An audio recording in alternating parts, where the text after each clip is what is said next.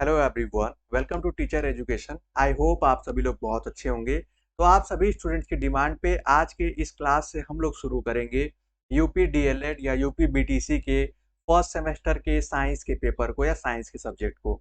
इसको स्टार्ट करने से पहले आप लोग ये देख लीजिए कि आपको इस पेपर में कितने यूनिट्स पढ़ने हैं और क्या क्या वो उनके नाम है।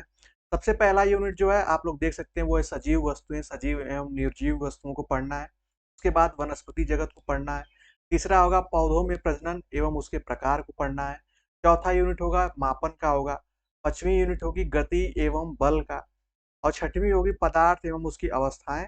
और सातवां है मॉडल तैयार करना। आप लोग बेसिकली देख पा रहे होंगे साइंस में यूजुअली तीन सब्जेक्ट होते हैं, जैसे कि ऊपर वाले जो दो दो या तीन जो यूनिट है या तीन चैप्टर आप कह लीजिए, ये आपके थोड़े से बायो स्ट्रीम से रिलेटेड है। उसके बाद आप देख पाएंगे ये मापन और गति एवं बल जो है ये आपका फिजिक्स से हो जाता है।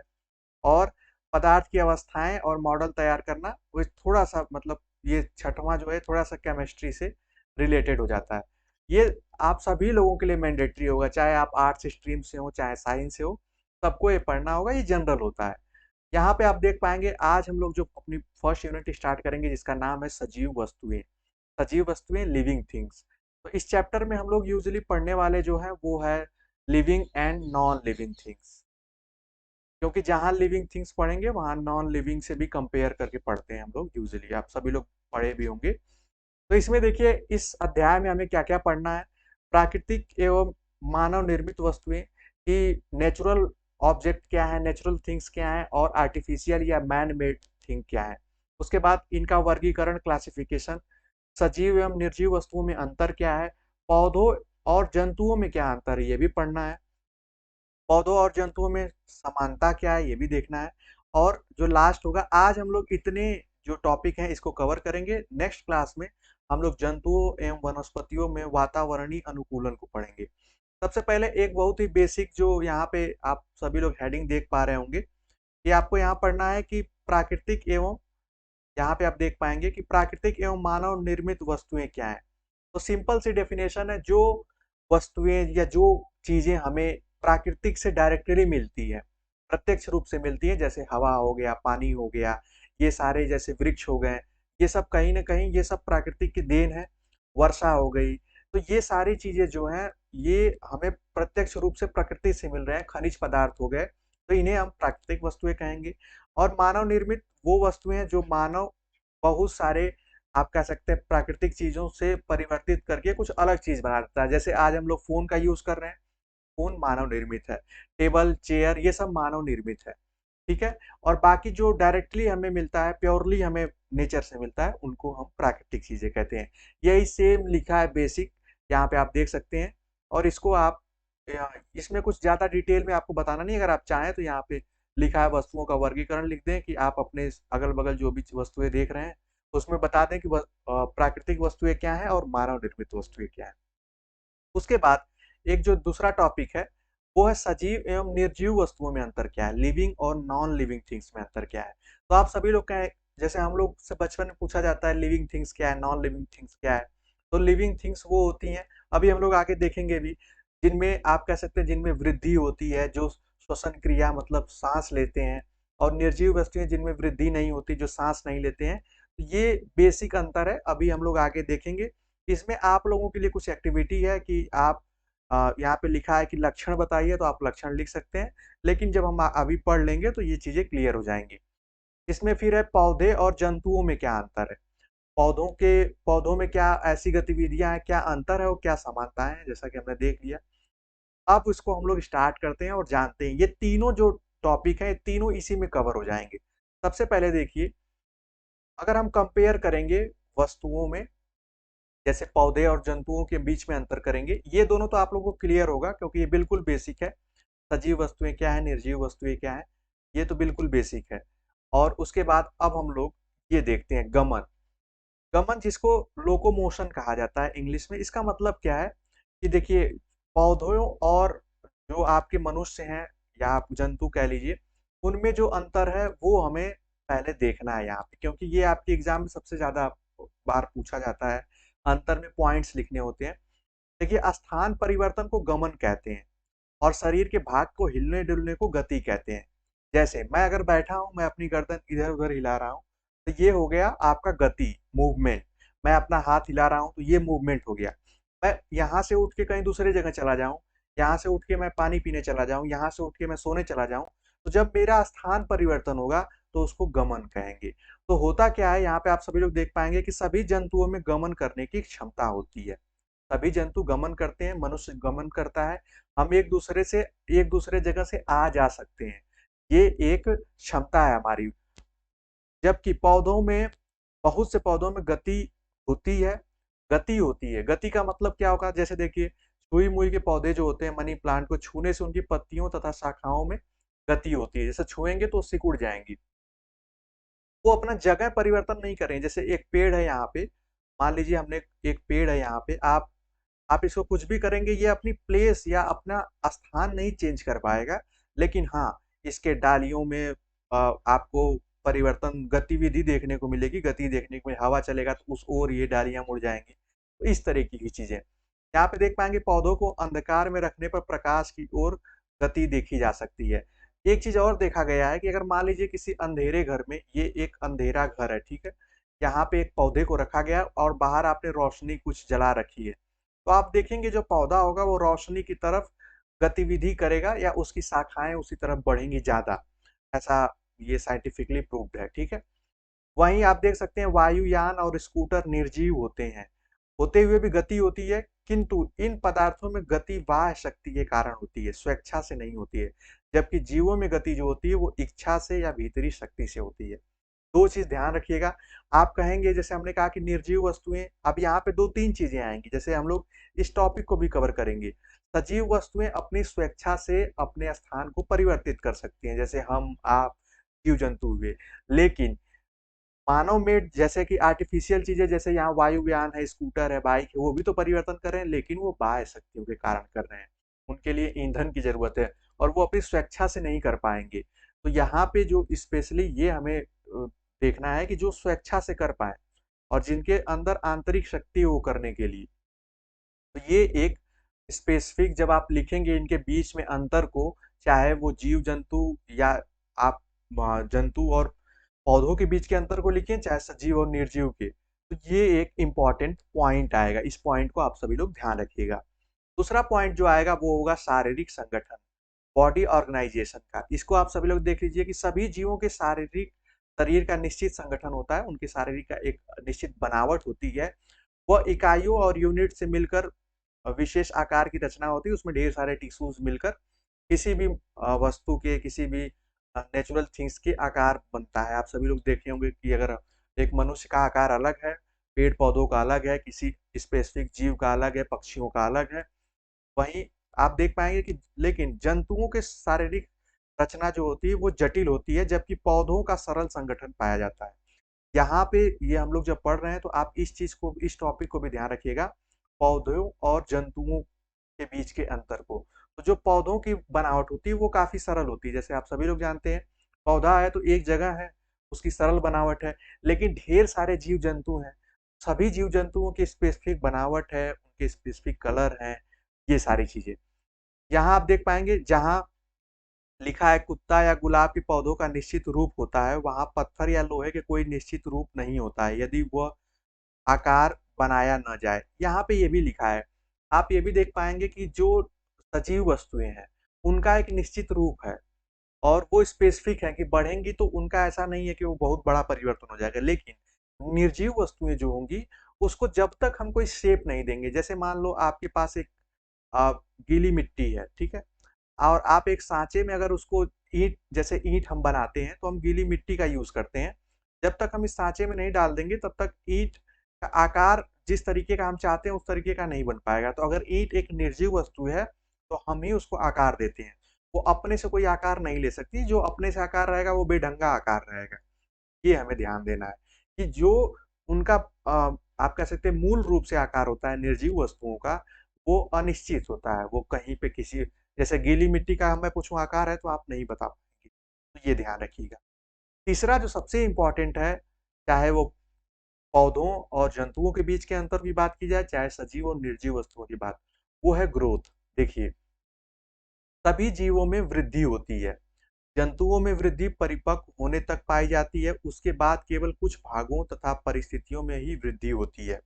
वृद्धि का मतलब होता है आपके आप कह सकते हैं कि जैसे लंबाई बढ़ना, आप वजन बढ़ना, जो संख्यात्मक वृद्धि होती है उसको जिसको मापा जा सकता है कि ये वृद्धि हुई है। क्योंकि आगे हम लोग जब पढ़ेंगे कि वृद्धि और विकास में क्या अंतर है, तब वहाँ पे ये चीजें फिर से आएंगी। पौधों में वृद्धि लगभग सारे जीवन होती रहती है। देखिए यहाँ पे अगर हम कॉमन थिंग की बात करें तो एक जीव में ये एक पौधा है और ये एक जीव है, इन दोनों में सेम थिंग क्या है, समानता में अगर बात की जाए, अभी तो हम लोग देख रहे थे कि अंतर क्या है। समानता की बात की जाए तो इन दोनों में वृद्धि होती है, लेकिन उसकी गति अलग होती है। निर्जीव पदार्थों में स्वयं वृद्धि करने की क्षमता नहीं होती है। अगर यहाँ पे मैंने आपको एक पेन रख दिया तो पेन अपने से बढ़ेगा नहीं, ये तो आप सभी लोग जानते हैं। पेन अपने से नहीं बढ़ेगा। यहाँ पे ये बिल्कुल बेसिक है, आप सभी लोग सोच रहे होंगे सर क्या पढ़ा रहे हैं, लेकिन ये अगर आप सुने रहेंगे तभी एग्जाम में क्या होता है, हमें बहुत सारी बेसिक चीजें ही नहीं लिखने को, कंटेंट ही नहीं रहता है दिमाग में। चीनी की डली को चीनी के संलिप्त घोल में रख डली आकार बढ़ जाता है, किंतु ये वृद्धि बाह्य कारणों से होती है। इसमें लिखा है कि चीनी की डली को चीनी के संतृप्त घोल में डालने से डली के आकार को बढ़ जाता है। ये किसी स्पेसिफिक चीज की बात की गई है। जैसे कुछ चीजें ऐसी भी होती हैं, जैसे आप चना है, अगर आप मान लीजिए इसको हम इस एग्जांपल समझते हैं, आप कोई चीज उठा लिए, लकड़ी ही डाल दिए, कुछ ऐसी चीजें तो वो अपने से पानी पाते ही वो बढ़ जाती है, लेकिन ऐसा नहीं है कि वो सजीव है। ये ध्यान रखिएगा। जैसे चना भी होता है, तो जब चना आपके हाथ में आ गया तो वो निर्जीव हो गया। जब वो खेतों में था तो सजीव था, लेकिन जब आप चने को पानी में डाल देते हैं, देखते हैं कुछ देर बाद वो चना का आकार बढ़ जाता है, तो इसका मतलब ये नहीं हुआ कि वो सजीव वस्तुएं हैं, क्योंकि वो बाह्य शक्ति या आप कह सकते हैं कि पानी की वजह से बढ़ा है। अपने से बढ़ता तब हम उसको कहते हैं। ये ध्यान रखिएगा। चौथा जो सबसे इंपॉर्टेंट पॉइंट एक और आता है, वो है पोषण, न्यूट्रिशन का। जीवधारियों को ऊर्जा प्राप्त करने के लिए पोषण की आवश्यकता होती है। जैसे पौधा अपना भोजन जो है प्रकाश संश्लेषण द्वारा स्वयं निर्माण करता है। प्रकाश संश्लेषण की क्रिया आप सभी लोगों को पता होती है कि जैसे एक पौधा है, अगर मान लीजिए ये पौधा है, तो ये सूर्य से रोशनी, ये आप माने सूर्य से रोशनी और हवा, इन दोनों के, आप यहाँ पे ऑक्सीजन लिख दीजिए, इनके और कार्बन डाइऑक्साइड भी लिख दीजिए, इन सभी गैसों और प्रकाश से ऊर्जा लेकर वो अपना भोजन बनाता है। लेकिन जरूरत तो दोनों को है, चाहे वो मनुष्य हो, जीव जंतु हो या आपका पौधा हो, यहाँ जरूरत दोनों की होती है। लेकिन यहाँ देखिए कि जंतुओं को भोजन के लिए पौधों पर निर्भर रहना पड़ता है, ये ध्यान रखिएगा।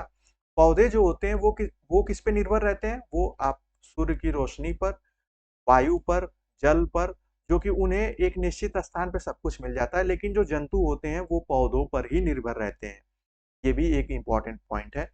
जैसे पृथ्वी में घुले अकार्बनिक पदार्थों को भी जड़ों द्वारा ले सकते हैं। पौधे जो होते हैं, जैसे मैंने बताया, वो अपने जड़ों से ही जितने भी चीजें उनको चाहिए अपनी वृद्धि के लिए, अपने भोजन के लिए, वो अवशोषित कर लेती हैं। लेकिन हम क्या है, हम मनुष्य बैठे बैठे हम भोजन नहीं कर सकते हैं। आपको एक निश्चित स्थान पे जाना होगा, और हमें किस पे निर्भर होगा रहना होता है, हमें पौधों पर ही निर्भर होना होता है। अगर हम आप सभी लोग फसलों से, अगर हमें हमारे पास चावल आ रहा है तो वो एक प्रक्रिया से होकर आ रहा है, हमारे पास अगर आटा है तो वो एक प्रक्रिया से होते हुए आ रहा है। तो हम निर्भर है प्राकृतिक चीजों पे, और उसमें जो कि पौधों से मिलती है। उसके बाद पांचवा पॉइंट है श्वसन का, रेस्पिरेशन का। रेस्पिरेशन मतलब सांस लेने को ही श्वसन क्रिया कहते हैं। ऊर्जा प्राप्ति के लिए सभी जीवों में श्वसन होता है। इस प्रक्रिया में विभिन्न भोज्य पदार्थ जैसे प्रोटीन, कार्बोहाइड्रेट्स, वसा और ऑक्सीकरण का दहन होता है।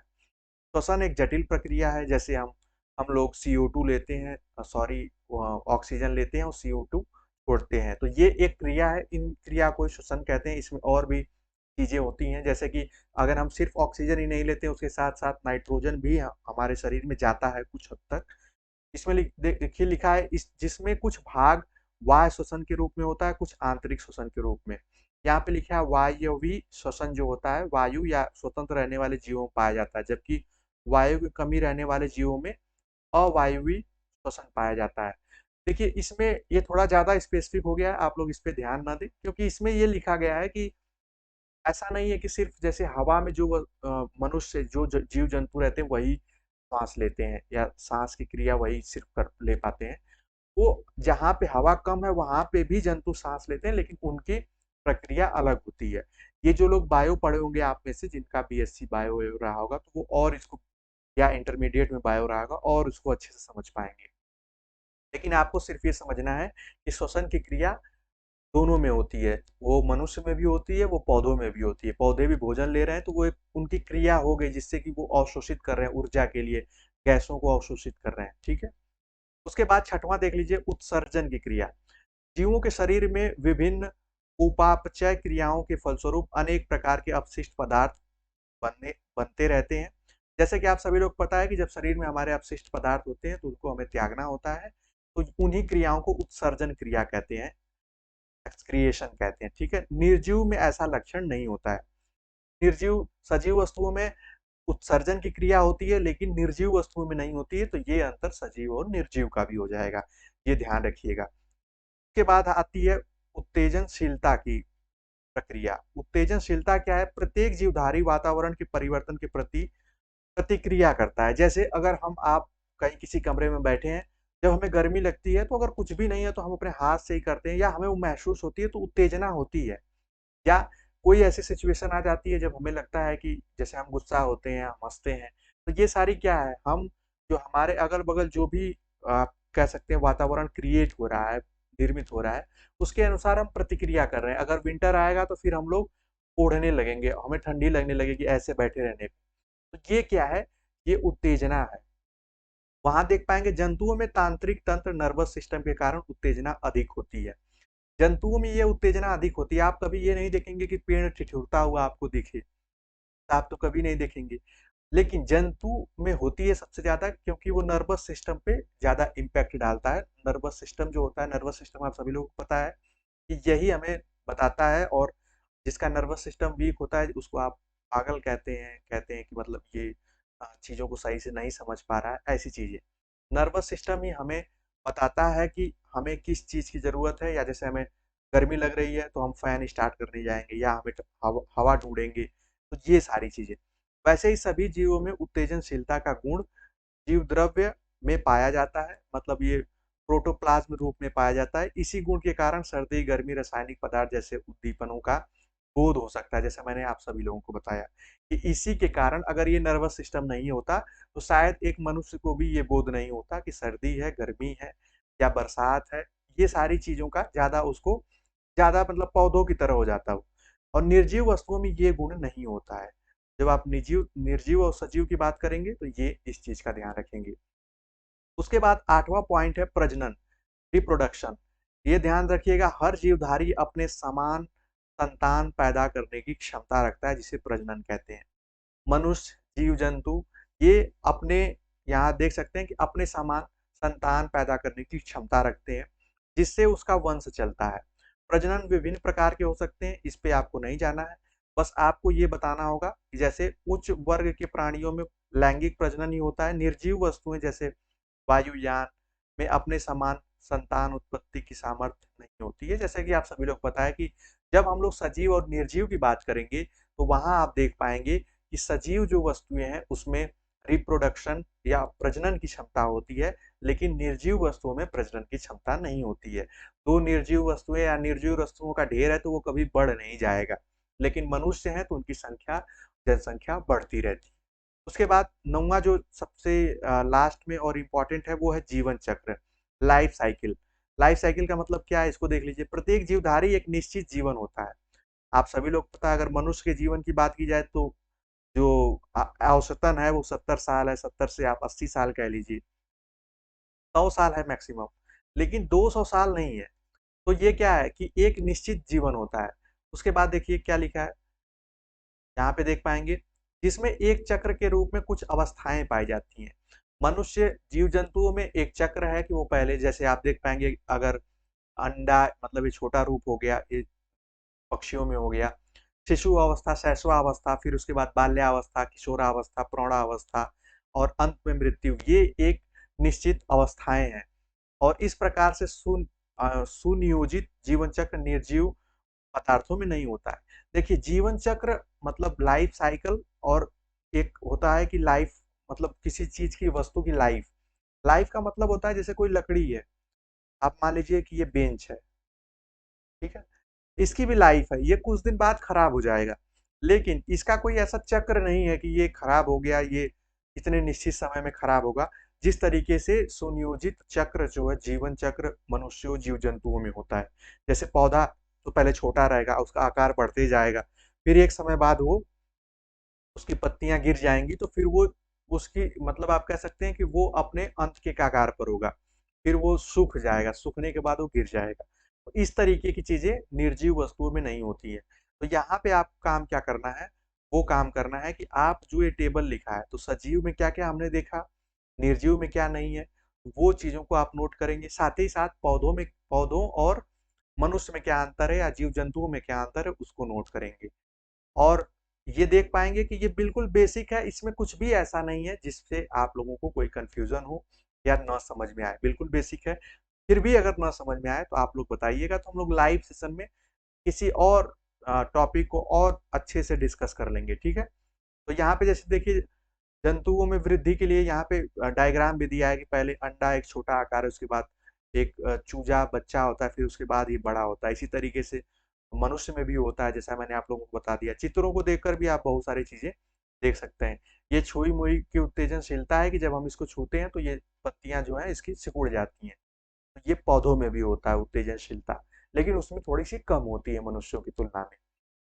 तो आई होप आपको आज का ये जो हमने साइंस का पहला चैप्टर पढ़ा और पहली क्लास पढ़ा, ये समझ में आया होगा। और आगे भी क्लासेस आप लोगों को मिलती जाएंगी, उसमें परेशान होने की जरूरत नहीं। ये पीडीएफ आप लोगों को हमारे टेलीग्राम ग्रुप में मिल जाएगा, जहाँ से आप इसको डाउनलोड करके देख सकते हैं। तो आज की क्लास में सिर्फ इतना ही, मिलते हैं नेक्स्ट क्लास और अपडेट में, तब तक के लिए बाय बाय, टेक केयर।